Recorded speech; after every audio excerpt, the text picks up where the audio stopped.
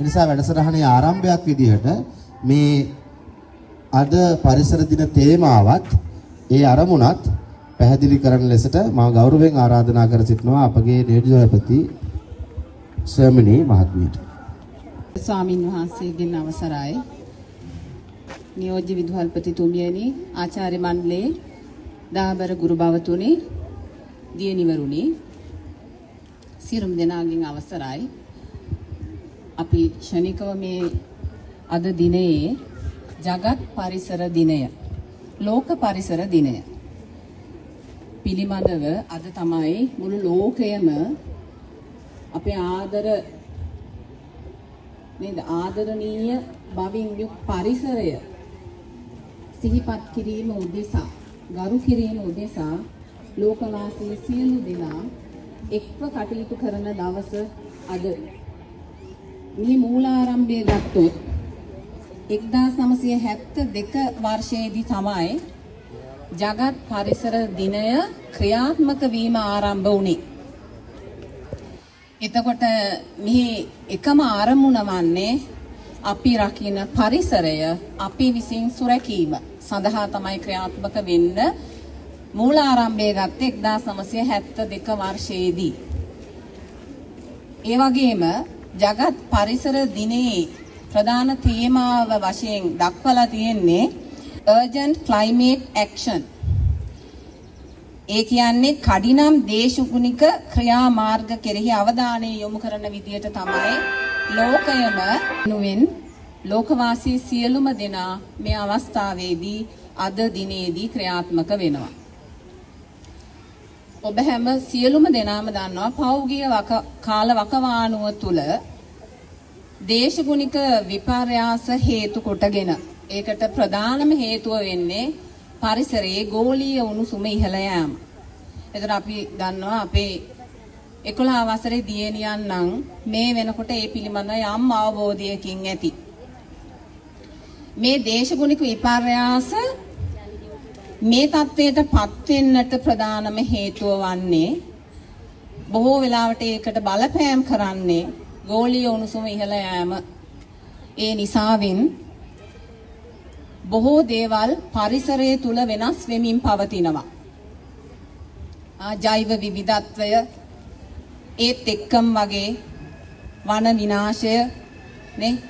ඒ වගේම ඔයගලන් දන්නවා මේ කරුණු කාරණා හේතු කොටගෙන දේශගුණ විපර්යාස හමුවේ නේද අපේ රටවල් වලට ලොකු බලපෑමක් නැති වුණාට ලෝකවාසීන්ට බලපෑම් කරන ග්ලැසියර් දියවීම මේවා වක්‍ර බලපෑම් ගෝලීය උණුසුම ඉහළ යාමත් එක්ක වෙන ඍජු බලපෑම් ඒ හමුවේ අපට බොහෝ පීඩාකාරී ස්වභාවික ආපදා ඇති වෙනවා. ජීව පරිසරයට අදාළ කොටසක් තමයි සත්තු කියන්නේ. සත්ව ඝාතනයෙන් වළකින්න ඕන කියලා. ඔය නිතර දෙවිලේ දැනුවත් කරනවා මදුරු බොමීම වැඩි, මදුරු අධික වෙනවා. ඒ නිසා පරිසරය පවිත්‍රව තියාගන්න කියලා. ඒකට නෙට් එකක් දාගන්නවා කියන එක తాවකාලික විසඳුමක් විතරයි. දැන් අපි පාසල් ලේසියට සූදානම් වෙලා ඉන්නේ ඒක. පරිසරය පිරිසිදුව තියාගත්තොත් ලෙඩ රෝග වලින් වැළකීලා නිදුක්ව නිරෝගීව සහ හොඳින් කටයුතු සිදු කරන්නත් ඉඩ ප්‍රස්තාව සැලසෙනවා. කියන එක පැහැදිලිනේ? 6 ඉඳලා 4 එනකොට 7 ඉඳලා 8 එනකොට ආකල්ප කියන දේවල් වෙනස් කර ගන්න බෑ. පරිසරය සම්බන්ධව තියෙන දේවල් ඒ ආකාරයෙන්ම පවත්වාගෙන යන්න ඕන. 6 දී පන්ති සුද්ධ කරා නම් 7 වසරේදීත් ඒ කාර්යය ඒ විදිහටම ඉෂ්ට කරන්න ඕන. 8 වසරේදීත් ඒ කාර්යය ඒ විදිහටම ඉෂ්ට සිද්ධ කරන්න ඕන. ඒක වෙනස් වෙන්න බෑ. කාබන් ඩයොක්සයිඩ් පරිසර නියම ගෲප් එක අතොස්සන්න බලනකොට අරින් ටීචර් පටන් ගන්න පරිසර නියම එයාලා සඳුදා එනකොට පැලයක් අරගෙන එන්න. එතකොට මොකද ඉස්කෝලේ පැලයක් හදන්න ඕනේ. දිගටම පවත්වාගෙන යන්න ඕනේ කරුණු කිව්වා. ඔතමාට පහලින් කියනවා. රාජකෝල බහැර කරනකොට ඒව හරියට කරන්න. ඒ වගේම තමයි මේ වනනස්ම විනාශ කිරීමත් එක්ක පෞද්ගලික කාල වකවානුවල මේවා භාවිතය අවම කිරීම කැලිකසල වර්ගීකරණය කරලා ඔයගලන් දන්නවා අපේ අර ගේට්ටුවත් එක්කම ආරම්භයේ තියෙනවා කැලිකසල බඳුන් 3ක්. හැබැයි ඕගොල්ලන් කවදාකවත් ඒක වර්ගීකරණය කරලා නිසි පිළිවෙලට බැහැර කරනවා මම දැකලා නැහැ. ඒක නිසා මේ දේශගුණික විපර්යාස අවම කිරීම උදෙසා අපට ගත හැකි කඩිනම් ක්‍රියාමාර්ගයක් තමයි අපි නිරන්තරයෙන් කැලිකසල බඳුන් වලට මේවා බැහැර කළ යුත්තේ වර්ගීකරණය කරලා. ලේබල් ගහලා තිබුණාට අපිට කැමති විදියට අපි ගිහින් බඳුනට මේ ද්‍රව්‍ය බැහැර කරනවා. යටතේ ක්‍රියාත්මක වන විට අපි පාසලක් විදියට ආදරණීය දියණිවරුන් අපට කළ හැකි දේවල් පිළිබඳව යම් අවබෝධයකින් සිටිය යුතුයි. අනවශ්‍ය විදියට මේ ද්‍රව්‍ය පාසලට අරගෙන එනවා. අවශ්‍ය නැති තැන්වලදී අපි භාවිතයට ගන්නවා. නමුත් අපිට කළ හැකි දේවල් ටිකක් තියෙනවා. නේ? සමහර ගෙවල් වල තියෙනවා. ලන්ච් ෂීට් එකක් ඕනේ නැහැ. ඒකත් අපි පාවිච්චියට ගත යුත්තේ ප්‍රතිචක්‍රීකරණය කළ හැකි ප්ලාස්ටික්. එතකොට ඒකෙත් ඕගලන්ට මතක ඇති. ඉස්සර පෙළපොත්වල තිබුණා. දැන් නම් මම ඒක දකින්නේ නැහැ. ප්‍රතිචක්‍රීකරණය කළ හැකි කියන එක ලේබල් එකකින් අපේ අර ඒ ප්ලාස්ටික් භාජනවල ගහලා තියෙනවා. ඒක නිසා අපි මිලදී ගන්නකොට ඒ පිළිබඳ අවබෝධයෙන් ගත යුතුයි. එහෙම ඒවා විතරයි අපිට පරිහරණයට හැකියාව තියෙන්නේ. සමහර ඒවා දිය වෙනවා, සමහර රසායනික ද්‍රව්‍ය අපේ ඇඟට අවශෝෂණය වෙනවා. ඒක සමහර බැරලෝහ ඇඟට එනවා. ඒ නිසා යම් අවබෝධයක් අපිට ඒ පිළිබඳව තිබිය යුතුයි. ඒ කාරණාවත් එකතු කර ගනිමින් අද දිනේ දේශීය තේමාව විදිහට දක්වලා තියෙන්නේ මේ වෙනුවෙන් අපි කඩිනම්ම ක්‍රියාත්මක වීම දේශෝනික විපර්යාස අවම කිරීම උදෙසා. ඒ සඳහා විවිධ ක්‍රියාමාර්ග ආයතනික මට්ටමින් ගන්නවා. එතකොට අද දිනේ අපි ඉදිරියේදී සැලසුම් කරලා තියෙනවා මේ කාර්යය අවසන් වූාට පසුව ශ්‍රම දානයක් මේ කාර්ය කිරීම සඳහා අපට උපදෙස් ලබා දීලා තියෙන්නේ තුරු සෙවණක් යට කුඩා කණ්ඩායමක්. අපි ඉතින් 9 10 11ම ගත්තා. ඒක අර පරිසර හිතකාමී හරිත පරිසරයක් තුල සිදු කරන්නට කියලා උපදෙස් දීලා තියෙනවා. ඒක නිසා හරිත පරිසරයක් වටේම තියෙනවානේ. ඒක නිසා අපි හෝල් එකකට ගත්තේ නැහැ. අද දිනේවත් පරිසරයට ආදරය කරන්න පුළුවන්ද කියලා බලමු.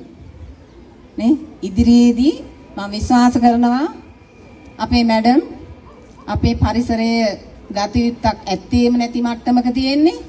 ඒක නිසා අවට පරිසරයේ මේ තේමාවත් එක්කම මම බලාපොරොත්තු වෙනවා අපේ ප්‍රවිෂ්ඨ මාර්ගයේ සිට කාර්යාලයේ දක්වාම තියෙන්නේ 9 10 11 දියණිවරුන්ට වෙන්වලා තියෙන්නේ පරිසරය පිරිසුදු කිරීම. ඒ සියලුම පරිසරයන් හරිත වර්ණයෙන් යුතු භූමියක් බවට පත් කිරීම ඉදිරි සති 2 තුල සිද්ධ වෙනවා. ඒ නිසා ඒ සඳහාත් ඔබගේ දායකත්වයේ මාල බලාපොරොත්තු වෙනවා දෙමාපියන්ගේ සහ දියණිවරුන්ගේ. අපේ ආදරණීය ගුරු බවතුන් ඒ සඳහා සූදානමින් සිටිනවා. පරිසරයට ආදරය කරන්නට පුරුදු වෙන්නට ඕනේ.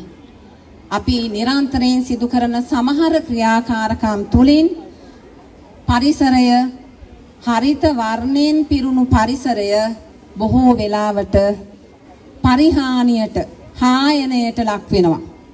ඒ නිසාවෙන් බොහෝ බලපෑම් සිදු වෙනවා.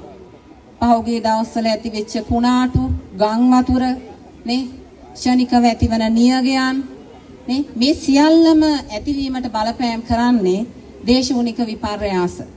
ඒට බොහෝසේ බලපෑම් කරන්නේ ගෝලීය උණුසුම වැඩිවීම. ප්‍රධාන අවස්ථා 3ක් තිබුණත් ඒකේ ප්‍රධාන වශයෙන්ම බලපෑම් කරන්නේ ගෝලීය උණුසුම ඉහළ යෑම. පරිසර දිනය හොඳටම සමරන දවස කවද්ද?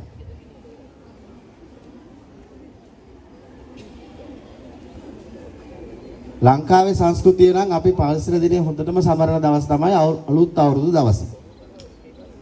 පවුලක් විදියට පරිසරයත් එක්ක ගනුදෙනු කරන දවසක් තමයි එදා. ඔයාලා දන්නවා. ඔයාලත් එක්ක සම්බන්ධ වෙලත් ඇති. අපි ගනුදෙනු කරනවා ජලය එක්ක. නේ? වැඩ අල්ලන වෙලාවට පැලයක් හිටවනවා. ඒක මුළු ලංකාව පුරාම කිසිම පණිවිඩයක් නොදී දිනයක් විදියට සමරන්නේ නැතුව නේ පවුල් විදියට අපි කරනවා. මේවා ආගමෙන් සංස්කෘතියෙන් අපිට ලැබිච්ච විශේෂ දායාද. එතකොට අපි පරිසරයට ආදරය කරන්න පටන් ගන්නෙ මේ සංස්කෘතියයි ආගමයි එක්ක. ඊයේ තිබුණා Hindu දින සැමරුමක් නේ. අපි දැක්කා කෝවිලේ පෙරහැර ගියා. ඔයාලා දකින්න ඇති ටවුන් එකේ යාලා සැරසීලිමට අරගෙන තිබුණේ ඔක්කොම මොනවාද? ස්වභාවික ද්‍රව්‍ය. පොලිතින් තිබුණාද? තිබුණේ නැහැ. එහෙම සංස්කෘතියක් අපිට හම් වෙලා තියෙනවා මේ ආගමත් එක්ක අපි හික්මීම නිසා. තාම নমස්කාර පූර්වකව ආරාධනා කර සිටිනවා පෙතියාගොඩ සරණසිරි ස්වාමීන් වහන්සේට පරිසරයත් ආගමත් පිළිබඳ කෙටි දේශනයක් සිදු කරන ලෙසට. හොඳයි. මේ වෙලාවේ හැම දිනාටම සුබ උදෑසනක් කියලා මම ප්‍රාර්ථනා කරනවා. දැන් හැම දිනාම නිස්සද්ද වෙන්න ලොකු වෙලාවක් ගන්නෙ නෑ. දැන් ඔබට මම මෙන්න මෙහෙම පටන් ගන්නම්. කරන විදිය ඉගැන්වුවේ බුදුහාමුදුරුවෝ. දැන් බුදුදහම ඉගෙන ගන්න මේ බෝසත් ළමයිනේ. දැන් මේ පරිසරය දිහා බැලුවම මේ පරිසරය හරිම ලස්සනයි. දැන් සරලම උදාහරණයකින් මම පටන් ගන්නම්. දැන් 9 10 11 ශ්‍රේණිය තියෙන තරට ඉදිරියෙන් තියෙනවා සුභා දහම තුලින් නිර්මාණය වෙච්ච මොනවද තියෙන්නේ? අන්න හරි. ඒ ගහේ දැන් ඵල නෑ. ඵල දැන් හැදිලා තියෙන්නේ. ඉතින් බලන්න ඔයාලා මේ සුභා දහමට ගොඩාක් ආදරය කරපු හින්දා එයාලා දැන් ඕව කාටද දෙන්න බලාගෙන ඉන්නේ. අනේ ඉතින් අපට දෙන්න බලාගෙන හිටියට හාමුදුරනේ හෙට ඊයේ රිලව් ටික ඇවිල්ලා සීරම කෑවා නේද? කමන්නේ එයාලත් පරිසරයේ ඉන්න ඕනේ අය. අපි හැම කෙනාටම පරිසරයට අපි ආදරය කළොත් ඒ ආදරය කිරීම තුළින් අපට ගොඩාක් දේවල් ලැබෙනවා. දැන් මේ පැත්තේ අය පරිසරයට ගොඩක් ආදරය කරනවානේ. දැන් ඔය කොළඹට ගියාම මේ බලන්න වෙනස. එයාලා සබා දහම අපට දෙන වතුර එක පවා හරීම රසයිනේ මෙහි. දැන් කොළඹ පැත්තේම ගිහිල්ලා බීලා බලන්නකෝ. පරිසරයේ තියෙන අපරිසුදුභාවයේ හින්දා අපිට ඉන්න අමාරුයි ඒ පරිසරය තුල. ඒ හින්දා බුදුහාමුදුරුවෝ ඉපදුනේ කොහෙද? බුදුනේ කොහෙද? පිරිනවන් පෑවේ කොහෙද කියලා ඔබ දන්නවා. මේ පෙරේදා ගොඩාක් දේවල් අපි කතා කළා ඒ වෙනුවෙන්. ඒ හින්දා පරිසරයට ආදරය කළා උන්වහන්සේ. අපිත් පරිසරයට ආදරය කරමු. පරිසරය අපට ගොඩාක් ආදරය කරනවා. මතක තියාගන්න පරිසරයට වෛර කළොත් එයා අපට ගොඩක් වෛර කරනවා. පහුගිය දවස්වල දැක්කනේ. එයාට හානි කළොත් අපට හානි කරනවා. අතුරු සිද්ධ කළා. විද්‍යානුකූල පැත්තෙන් සබාදහන් අම්මා ඇයි අපට මේ තරම් තරහා? දැන් සමහර අයට ඒ තරහ දරා ගන්න බැරුව මම දැක්කා දෙන්නේ 3 දෙනෙක් වැඩම කරවගෙන යනවා. ඒ තරම් මේ සබාදහම් මෑණියෝ අපිත් එක්ක තරහයි. අර ඉස්සෙල්ලා සඳහන් කළා කොයි තරම් තරහද කියනවා නම් පහුගිය කාලේ ආව වැස්ස අපේ ජීවිත අවුල් කළා. ඇයි එයාලට ජීවත් වෙන්න තියෙන ඉඩකඩ ටික අපි නැති කරපු හින්දා.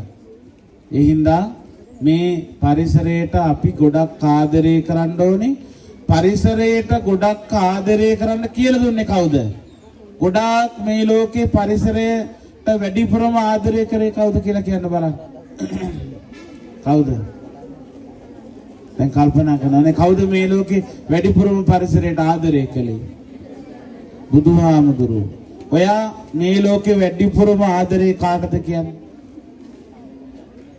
අයියෙන් උත්තර දෙන්නකෝ. කාටද ඔයා වැඩිපුරම ආදරේ? අම්මටත් තාත්තටත් වඩා වැඩිපුරම ආදරය කරන්න ඕනේ කාටද අපි? මේ සුභාදහන් අම්මට. කාටද? සුභාදහන් අම්මට අපි ආදරය කරන්න ඕනේ.